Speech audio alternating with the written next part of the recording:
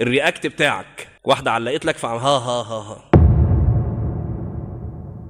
كتير من الشباب بيعمل ده بسوء ادب مع النبي. لا تقدم بين يدي الله ورسوله صلى الله عليه وسلم. طبعا في ناس بقى مكبره دماغها خالص، هي مالهاش دعوه بالدين اصلا، مالهاش دعوه لا بالايه، لا قال الله ولا قال الرسول صلى الله عليه وسلم. للاسف بقى لما هذا الداء يدب في المتدينين، وللاسف لما يدب في بعض من يتبع من اهل التدين. يا جماعه انت كونك حد يعني سابق بخطوه ولا خطوتين في الدين، فاعرف بالذات بقى على الواقع الافتراضي على الفيسبوك ولا غيره ان بينظر اليك. يعني بينظر اليك، يعني بينظر الى التعليق بتاعك، مش المنشور كمان، التعليق شكله ايه، الرياكت بتاعك واحده علقت لك فعم ها ها ها ها. بينظر لده وبيتفهم منه امور.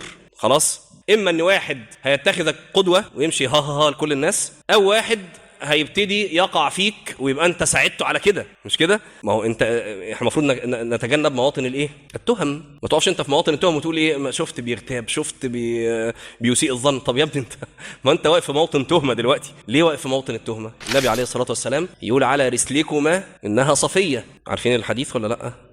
طيب ليه؟ علشان انت ليه تعين الشيطان على اخوانك؟ ليه تقف مواطن التهم وتقول لهم عارف بقى، عارفين لو حد ساء الظن بيا؟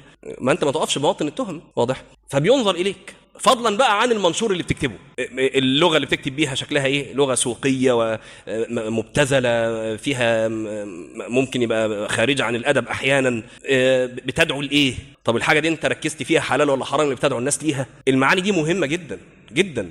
انا ليه بقول الكلام ده؟ لان بعض الشباب ممكن يعمل حاجات ويبقى بيقدم بين يدي الله ورسوله، هو مش عارف ازاي بتقدم بين يدي الله ورسوله. قبل ما انشر ما عرفتش الحاجه دي صح ولا حرام ولا حلال اصلا. ما هو لو ما كانش ده تقديم بين يدي الله ورسوله يبقى ايه يا جماعه؟ الصحابه منهم اللي ذبح اضاحي، ومنهم اللي صام، ومنهم اللي قتل مشركين، من يظن انهم مشركين، يعني انهم مشركون، وفي الاخر نزل اللوم لا تقدموا بين يدي الله ورسوله. فانت نشرك للمنشور الفلاني او دعوتك للناس لحاجه معينه تتعمل، او دي ايه، حلال ولا حرام اللي انت الحاجه اللي بتقول للناس اعملوها دي؟ لا، ما هي عاطفه كده، يعني ايه، الناس بتعمل فانا بعمل، الناس نشرت فانا بنشر. لا تقدموا بين يدي الله ورسوله. فعاوزين ننتبه للمعنى ده.